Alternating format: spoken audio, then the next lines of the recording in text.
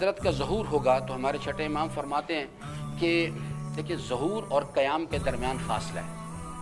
ظہور ایک علیحدہ ایونٹ ہے، قیام کا ایونٹ ایک علیحدہ ہے. جب ظہور ہوگا تو فجر کی اذان سے پہلے اعلان کیا جائے گا، سب لوگ سنیں گے. اب تو یہ مسئلہ ہی نہیں رہا کہ یہ ہر آدمی اپنی زبان میں سنے گا، سن لیں گے لوگ، سب سنیں گے اس اعلان. اچھا وہ لوگ جو کہ اس چیز سے آگاہ بھی ہیں ان کو شیطان یہاں مارے گا لا کے. ابھی کرتے ہیں، ابھی ذرا میں بچوں کو اسکول چھوڑا ہوں، بیگم کو دفتر چھوڑا ہوں، ابھی یہ کام پھر کرتے ہیں.